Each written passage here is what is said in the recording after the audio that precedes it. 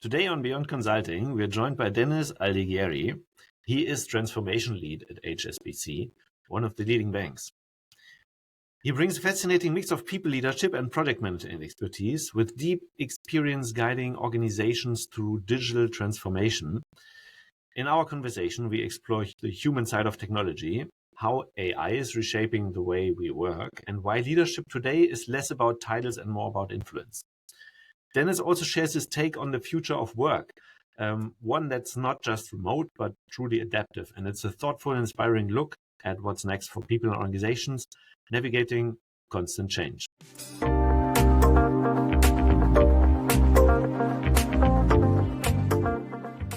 So welcome everyone. Today on Beyond Consulting, we are joined by Denis Aldighieri. He's Chief People Officer at Exceltic. And Denis brings a fascinating mix of people leadership and project management expertise with deep experience in guiding organizations through digital transformations. Denis, it's my pleasure to have you. Hi, Christian. It's my pleasure to be here. Thank you for inviting me. Absolutely. And Denis, let's dive right into it, and let's start with your journey from project and service management to becoming a CPO at Exceltic. What experience shaped your people-first approach to leadership? How did you come into that? So actually, as per many, I would say it was kind of an accident, because at the beginning of my career, I was rather focused. Well, I started in IT, obviously, and somehow I'm still in IT. But I was rather focused on project or service management, because that's where I started my career. And then, as per many, probably, a series of coincidences made it so that I became team leader of my team, and I had to start to deal with the management. So that included understanding, let's say, how to deal with people. And I would have to say that bad experiences shaped my approach, because what I noticed was that often managers were very much focused on the, let's say, supposedly power that comes from managing people rather than managing people themselves. And a lot of times I noticed what people would call like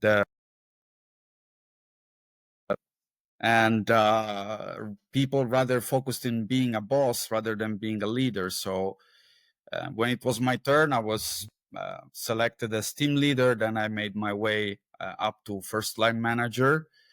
And we're talking about 11 now, or 12 even years ago. So it's quite some time.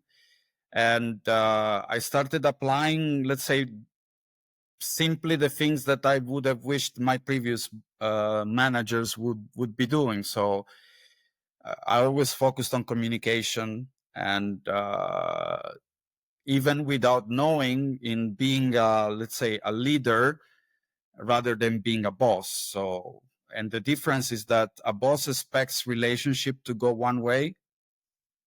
So I tell you what to do. And I think that the difference between a boss and a leader is that the leader is actually interested in establishing a two-way street communication. So not only I want you to do what I ask you to do, but I'm open to, I seek for feedback, I align, I make sure things are understood. And I put people as a leader in the conditions to work, knowing what is expected of them and align continuously. So that was, let's say, the experience that from the very beginning of my managerial career has shaped at least my mindset towards people. And of course, it's a never ending journey, I think, for everyone that has dealt with people, to learn how to discuss and talk to them. But I think that those first experiences when I was still in my 20s were key for me. And how did you then come to Exceltic, into a larger engineering company? Yeah, so that was my adventure for last year. And basically, I kind of put together a very different background, because while I was developing in IT, in IBM at the time, and then it became Kyndryl, and I walked the path of all the roles within service and possibly project management up to managing executives. So the delivery project executives in Kyndryl. I also took part in the beginning of Kyndryl Consulting, which is now probably 2 or 3 years old. And that's what probably piqued the interest when I joined back then last year, Exceltic, because in general, I was not new to consulting. I was, let's say, new to engineering, but because I could also speak some Spanish at the time, they decided that my unique experience dealing many years with processes, people, and different environments, because when I was, let's say, functional manager, so one of the many steps you have within IT, so I was managing people not only in Poland, where I actually live, but also in Finland and Sweden, and I was managing people much older than me. And that was a very intensive school, because you learn a lot. And again, this approach, which I was discussing earlier, this two-way street approach really enriches you, because to establish authority, it is very essential when people are more senior than you even to establish this two-way street. So this combination of experiences, so process, because you cannot work in a large IT company without being in contact constantly with different processes, which is not always a good thing, but processes, people, languages brought me at the time to become, let's say, CPO for Exceltic. And Dennis, you often talk about the human side of digital transformation. So you spoke about, you've been at IBM, you've been at Kyndryl before, introducing new processes, introducing new digital tools, systems. Yeah. Any take on how can leaders ensure that technological change strengthens actually the organization rather than eroding the human connection in the workplace?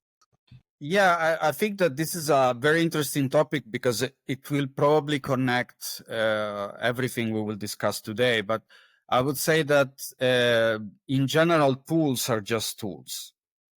So it depends on the user. And being, let's say, having more tools, and we're walking very fast into a moment in the work environment where we will be surrounded by more automation, more AI-driven innovation, more digital transformation. And this is happening also in our lives. I think that speaking of digital transformation, I believe that till 15 years ago, we all used to carry with us a lot of cash. And now anywhere you are, I believe we are all paying with cards, and that's also part of digital transformation. But back to your question, I would say that the key aspect of leadership is to understand correctly how to utilize tools. And at the end of the day, it doesn't matter the business where you are in. I would say that people are at the center of each business. Even in areas where automation and slowly AI revolution will actually erode some of the most menial activities of people. So I would say the attitude of leadership towards people is key. And I think that we can elaborate, of course, more on this, but to give you a very short and to the point answer, it's the attitude towards people. And to close the circle, I would say the ability of the organizations to choose the right leaders for that.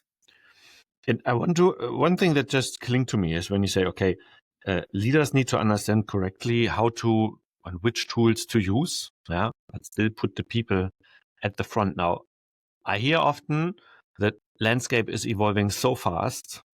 Every month there is new tools coming out. What used to be maybe a big development currently is a button in ChatGPT, let's say, yeah, in a couple of months from now.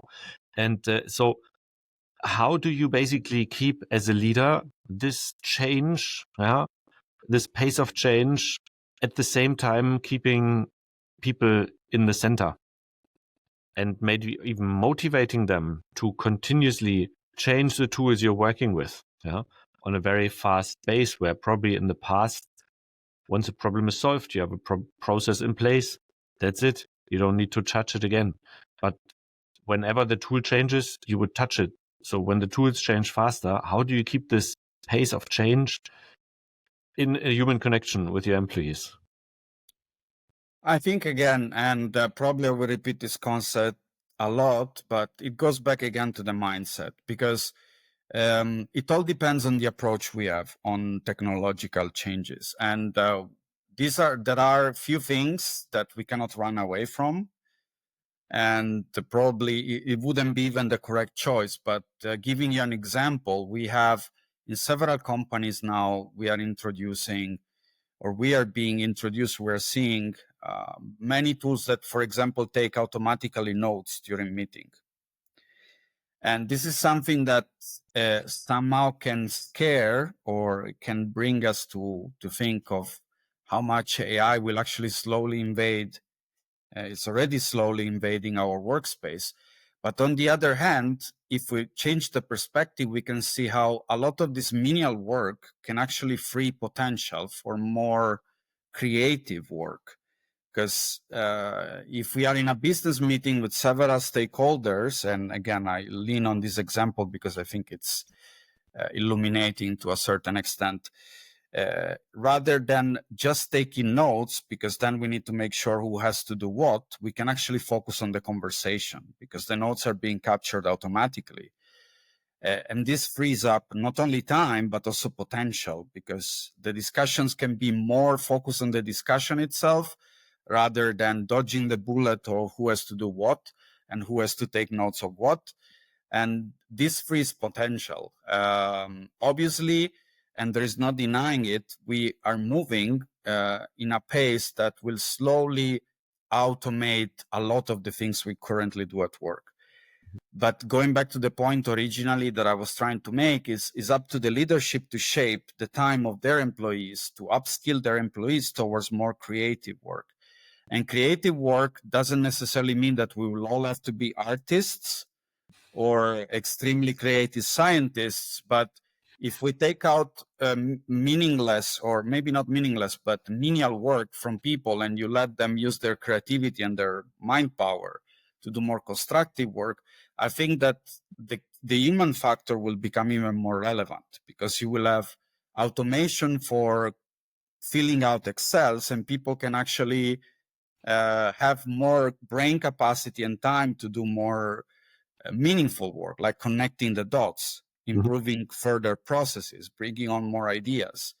So again, it depends a lot on the leadership and how these kind of changes are introduced, sustained, and how people are supported within the changes. And so, I mean, from your perspective, are there some key mindset shifts or mindset frames that organizations need to embrace when they navigate now into this new AI-driven era of work? I think a lot of, there will be necessarily rotations in the marketplaces. However, I think that the capacity of keeping the key people will be even more fundamental in the future, because we are walking towards complexity, and each organization will become to a certain extent more complex because of the introduction of many technological changes, AI, and so on. And again, it will be up to building a very competent leadership to make the correct choices, especially when it comes to people, because some skills will become outdated. This is a necessity, and probably it has always been so. I don't know about yourself, but I cannot imagine a time where we could work without sending emails. I cannot even imagine that such a time could exist, but probably it did. I did start working already with emails, but I wonder often, how could people work without sending emails before? And somehow this was done. And the same thing will be done once AI will take more and more. We'll even write email for us. So we will have time to do something else, obviously. And again, it will be up to the leadership to identify where to invest in skills, where to invest in people, and how to keep the correct people. And I mean, if you say, look, it's the two-way street. We started with that. So you listen a lot to your feedback from colleagues. Maybe they drive also a lot of stuff. You can't be the boss everywhere. At the same time, the technology is changing. You need to make a lot of assessments on what skills do you need. Yeah. So what is the leader doing? Yeah, and you said it like in the beginning when we spoke. Leadership is not just a title. So leading without a title. Yeah, maybe from the team. Like how would that evolve? Yeah, would you rather see the super leader who controls everything and is in charge of most of the automated stack? Yeah, or is it actually self-leading teams that solve problems? Something in between? I don't know where you see it going. It's a big question. I think it connects to everything that we have been saying so far.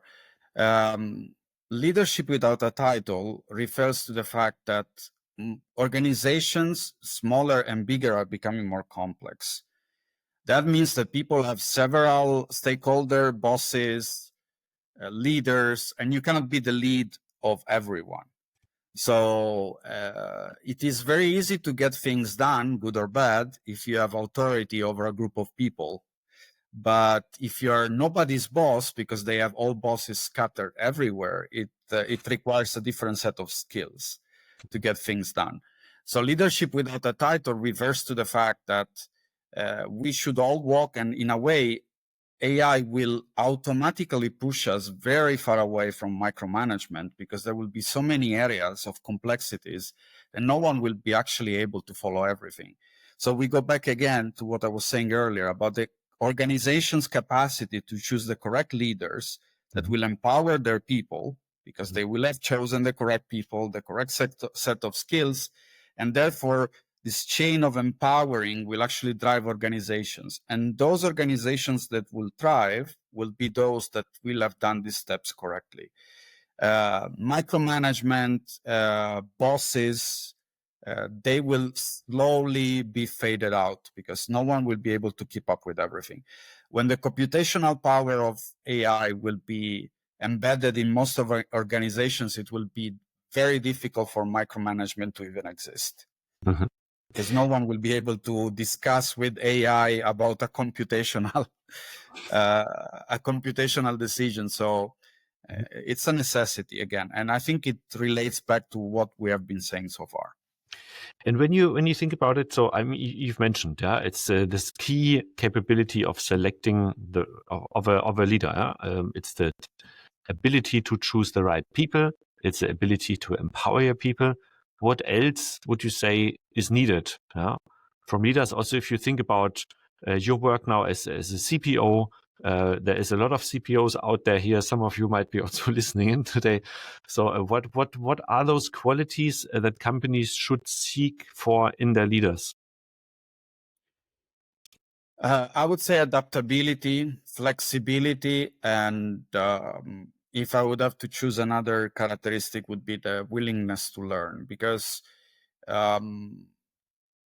AI in general and the period that we are living now, it's not different from any other period we lived before in terms of changes at work. But what is fundamentally different is the speed of change. So we are already in an era in which the speed of changes will be very hard to keep up with unless you have a dedication for yourself and for your organization to keep up to date to what is happening.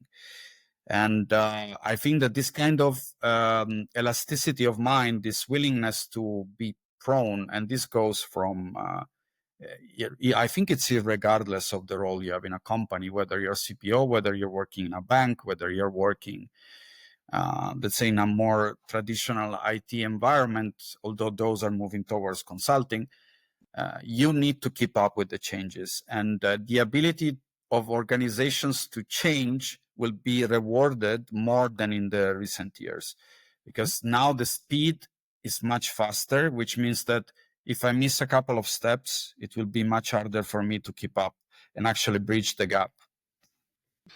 And so you say that this is a feature, yeah, of great leaders, or organizations should look towards leaders that are very adaptive, yeah. And I remember when we spoke first, you also said like the future of work isn't necessarily remote, but it's adaptive, yeah. So of Yeah. course that needs to come in at the top level, at the leadership level, yeah. But more generally speaking, I mean, what does an adaptive environment look like? Have you seen any sort of like blueprints where you say this is an adaptive organization, this is a not so much adaptive organization? What should company leaders look towards to develop their organizations? So I think that, to understand that concept, we need to walk back 5 years. So I believe that now it seems like 100 years, but if we look back at the time pre-COVID, remote work was often seen and looked at as a bonus or as an exception in every work environment. And I remember back then, because I was already a manager, I remember discussions in different forums where people were arguing that people working at home would not work. They would watch TV, they would cook instead, or they would not be focused as much as they can be in the office. And don't get me wrong, there are certain multipliers of knowledge when you work in the office, and it's certainly beneficial where possible. But what the Pandora box that was opened, if you allow me the reference, after COVID, taught us all that what seemed to be impossible and unproductive could actually be done. In the same way now, because of the speed in which, let's say, changes are coming, and because of the changes that organizations had to deal with, I don't think any organization went exactly back to the same model they had before COVID, even if now few years have passed. And now I see more and more organizations willing to have employees in different cities, in different countries, not necessarily remote, but even completely out of the office environment, because complexity and skills-driven choices of employees are pushing organizations to choose people regardless of their geographical location. And this is because of the paradigm that was broken because of COVID, that was telling us, no, you need to come to the office. People not in the office are not working. And now the paradigm is completely different. Skills are driving the market. So if you're looking for a certain profile, it doesn't matter where the person is sitting. If they can come to the office from time to time, that's very good. Otherwise, they can work from anywhere. And people, in fact, do that. And actually, this is both in my network and in my latest working experience now back in Poland, in HSBC, I see exactly the same tendency. So teams are scattered between 6 or 7 cities. There is people working in different time frames, people working in different geographies. So the type of work that is rewarded is the adaptive one, rather than not even the remote model. Remote model already is a gem of the past. So we move from fixed to remote to adaptive, in my view.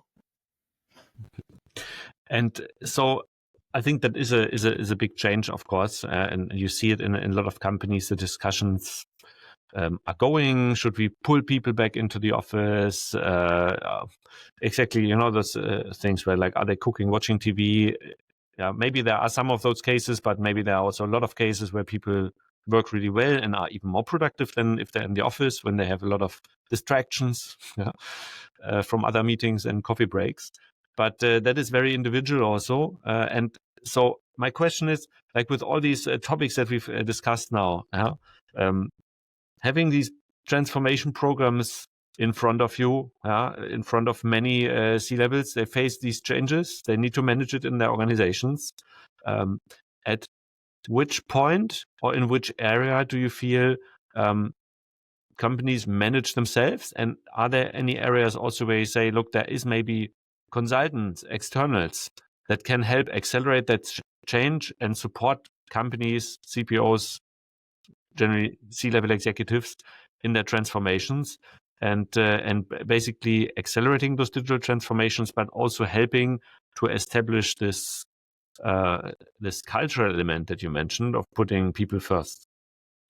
Well, I would say that in general, the role of consultants is still key, because what happens is that a lot of the times companies, and again, this is regardless, I believe, of roles or regardless of the environment or the industry, companies are spending a lot in terms of time, money, energy in getting ready. And when you're in the middle of an effort, getting ready for the transformation, for AI and so on, for the new challenges, and this is happening across the markets. I've seen, because my largest piece of experience is in IT, I see a lot of roles in IT are completely disappearing because of AI, because of the model. And a lot of roles are disappearing simply because there is an evolution in the market. And where consultants can brilliantly step in is in being the voice of reason. Obviously, a consultant has the ability to look at things with a certain distance. And often organizations are so busy in changing that you don't have that kind of objective point of view or where you want to get. Because within organizations, there are painful choices to be made when it comes to budget, when it comes to how to handle the staff, where to allocate skills. And the view is not always that objective. So a competent consultant point of view can always point the way. And actually, in an era where there is a lot of transformations, I see the role of external consultant in general to become even more relevant in driving and being the voice of reason, if you allow me the metaphor, for those transformations. Because organizations are very busy and they try to do everything at the same time. So decrease the costs, increase the revenue, being very efficient with the staffing, and at the same time transforming.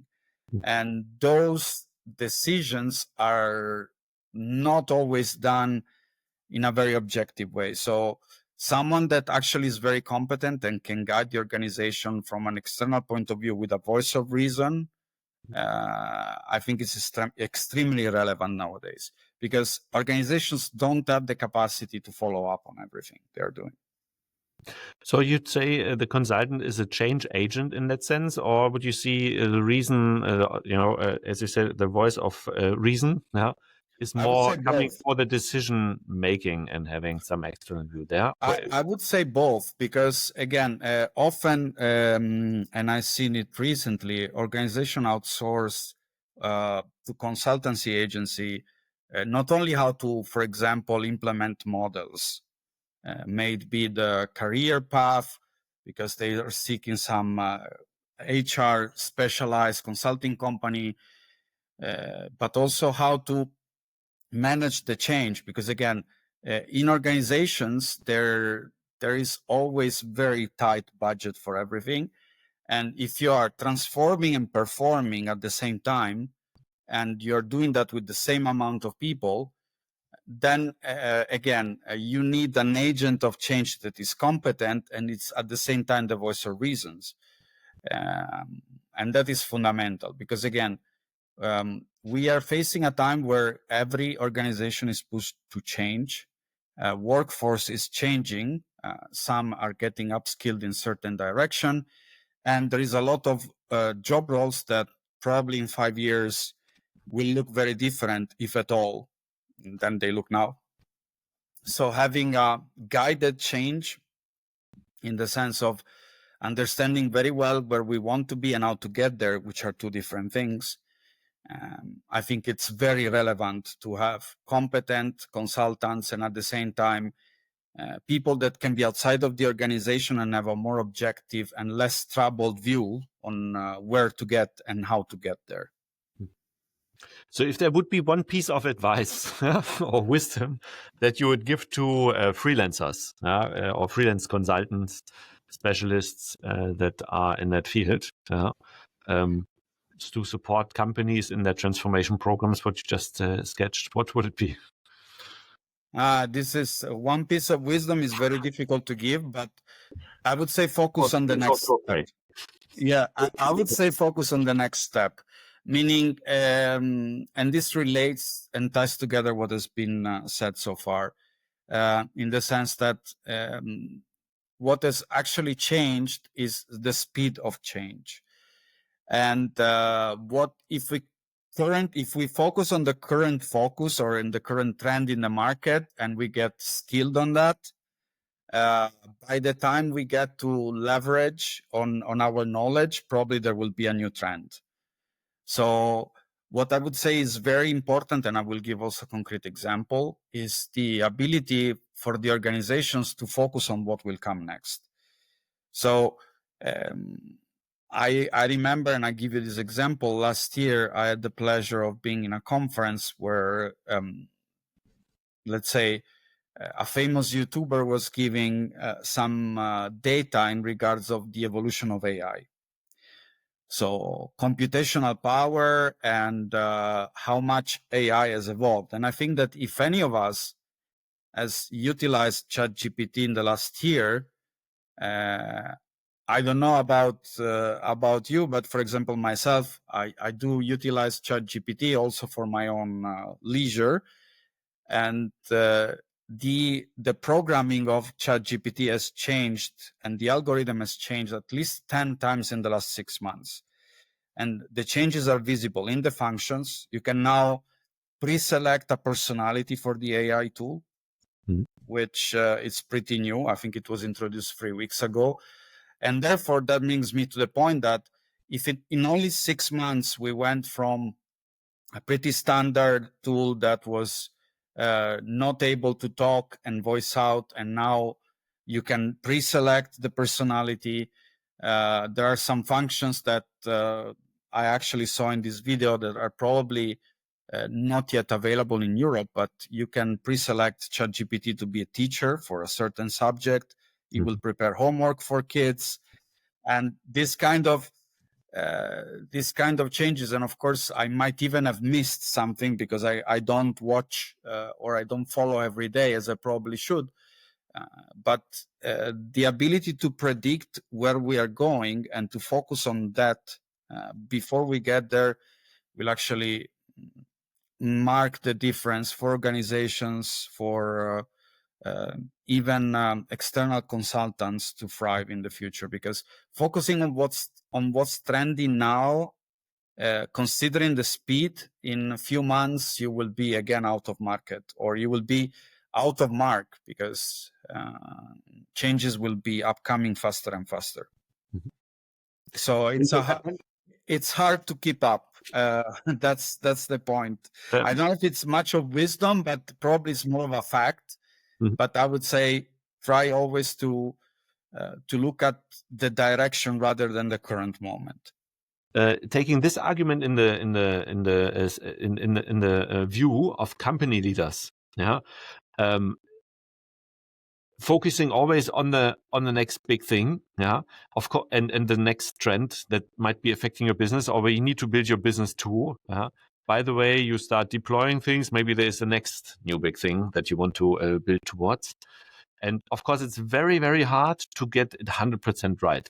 So my view on that would be, as a leader, probably you'd need to have constantly multiple options assessed, multiple target states, multiple scenarios. You could say, yeah, you can give it different names, but thinking in those optionalities permanently. Yeah.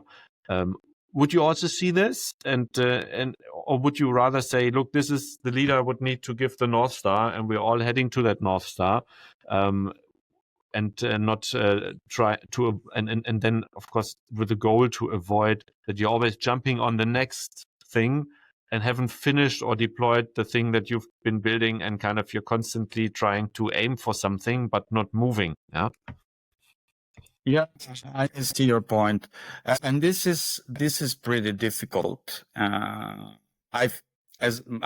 thing is trying to go in all directions, and this is certainly not advisable in any field.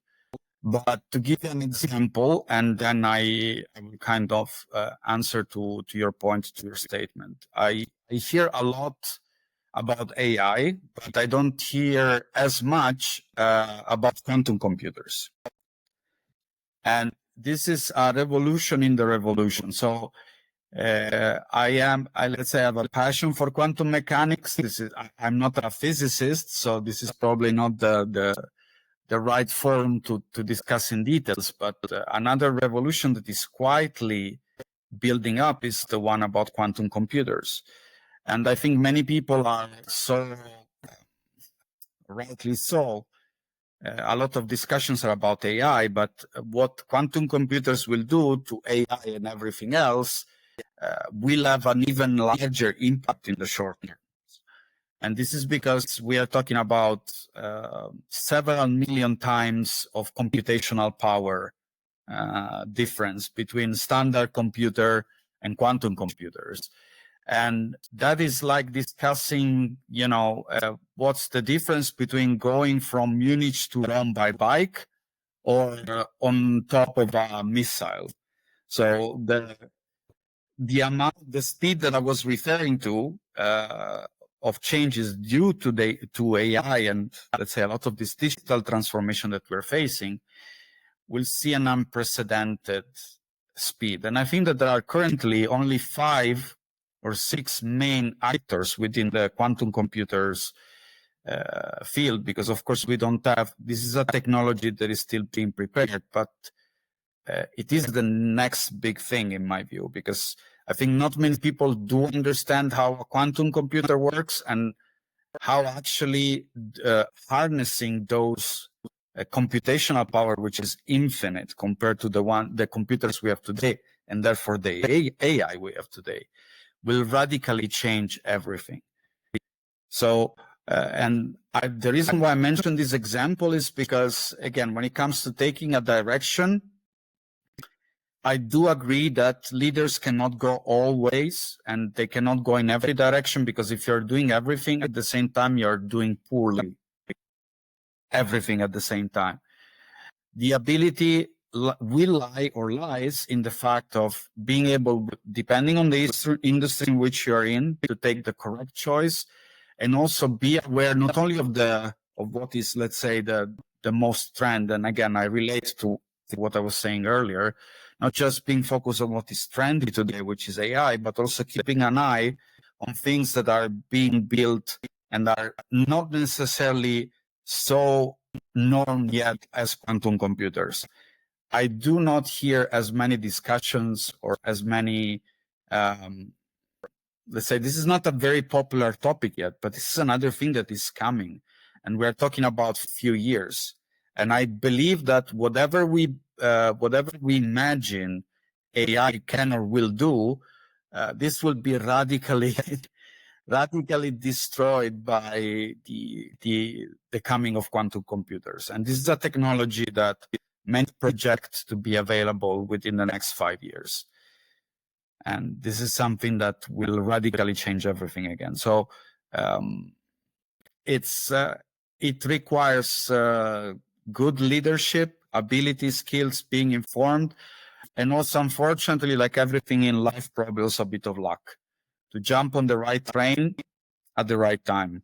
But companies that will thrive will have checked all of these boxes in a few years. Luck included, unfortunately. And thank you so much for that interesting perspective. Yeah, I think it's very well said, and looking out for the next big thing, and not only in the here and now. What's the hype maybe at the moment? Yeah, taking that into consideration when making the choice where you lead your company to. It's been my pleasure having you today. Yeah, and of course, everyone will put also the contacts of Denis into the chat, so you can reach out if you have any questions afterwards. And yeah, Denis, thank you so much for joining again. And thank you. It was my pleasure. Wishing you a great day. Thank you. Thank you. Bye.